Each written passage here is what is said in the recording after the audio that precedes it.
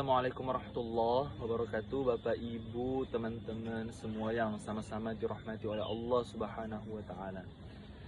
Di sini saya akan membuka dengan satu pertanyaan. Pernahkah kita berniat untuk melakukan sesuatu yang produktif, namun pada akhirnya justru tertunda? Sebagai contoh, di malam hari kita sudah menyusun rencana. Besok subuh saya ingin bangun lebih awal, membaca Al-Quran, berolahraga. Namun kenyataannya, saat alarm berbunyi, kita justru menekan tombol snooze dan memilih kembali tertidur. Atau ketika waktu ujian sudah sangat dekat, kita berniat untuk fokus belajar, tapi tangan kita seolah-olah otomatis membuka ponsel, lalu tidak sadar menghabiskan waktu berjam-jam untuk scrolling media sosial. Kita sering meremehkan kalimat nanti saja. Kita mengira menunda 1 atau 2 jam tidak akan berdampak besar pada masa depan kita.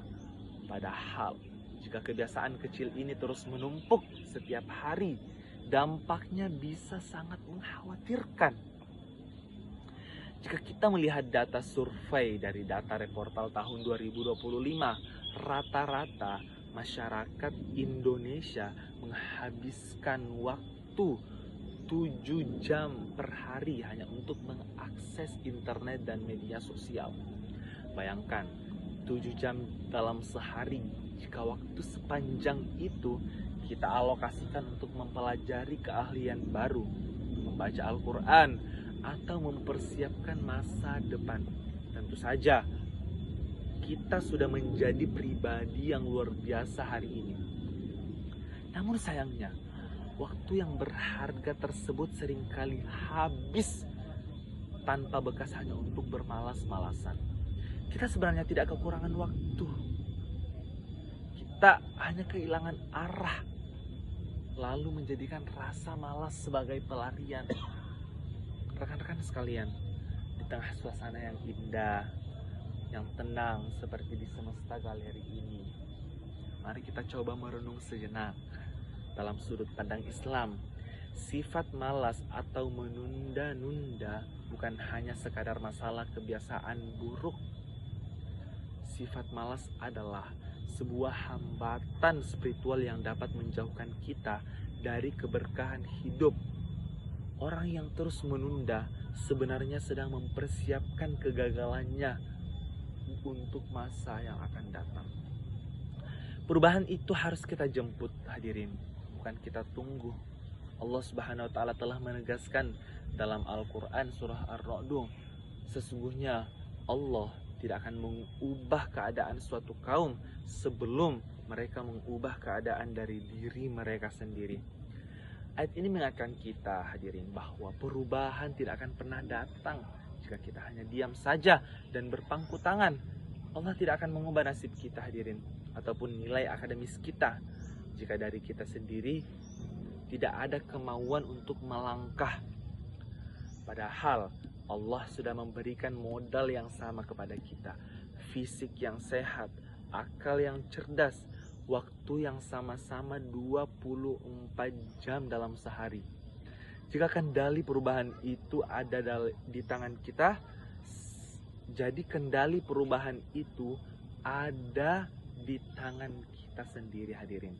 Saking berbahayanya sifat malas ini, Rasulullah SAW bahkan selalu memanjatkan doa khusus agar kita terhindar dari sifat malas.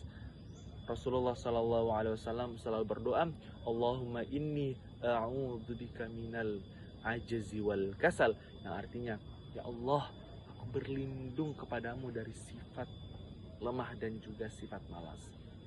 Hadis riwayat Bukhari dan Muslim. Mari kita renungkan bersama, hadirin. Rasulullah adalah seorang nabi yang maksum, dijamin masuk surga dan merupakan manusia yang paling mulia. Namun beliau masih memohon perlindungan dari sifat malas ini. Kita yang surganya belum jelas, dosanya masih banyak, tapi justru sering memelihara rasa malas ini. Bagaimana, hadirin? Lalu, bagaimana langkah konkret kita agar kita berhenti menunda? Pertama, mulailah dari hal yang paling kecil. Jangan menunggu motivasi besar datang, melainkan paksa diri kita untuk bergerak pada 5 menit pertama. Jika ingin belajar, paksa diri kita untuk membuka buku. Jika ingin beribadah, paksa diri kita untuk mengambil air wudhu. Ketika langkah pertama sudah dimulai, biasanya langkah selanjutnya akan terasa lebih mudah. Kedua, hargai waktu kita, hadirin. Masa muda yang kita miliki ini adalah fase yang paling berharga. Energi kita sedang berada pada puncaknya. Dan pikiran kita sedang tajam-tajamnya. Maka oleh karena itu, mumpung kita masih muda, mari kita renungkan bersama. Jangan sampai masa muda kita habis hanya untuk menunda-nunda hal-hal yang bermanfaat. Jangan sampai mimpi-mimpi besar kita kalah oleh rasa malas yang kita manjakan, hadirin. Dan jangan sampai kita baru tersadar lalu menyesal di kemudian hari saat waktu sudah tidak bisa diputar kembali. Ingatlah, penyesalan selalu datang di akhir sebelum fisik kita melemah dan waktu kita habis. Mari kita ambil langkah pertama ini, detik ini juga. Kurangi scrolling media sosial yang tidak perlu buka buku Anda. Mulailah belajar, tingkatkan ibadah, dan mulailah berubah. Mungkin itu saja yang bisa saya sampaikan, hadirin. Kurang lebihnya mohon dimaafkan. Wabillahi taufiq wal hidayah. Wassalamualaikum warahmatullahi wabarakatuh.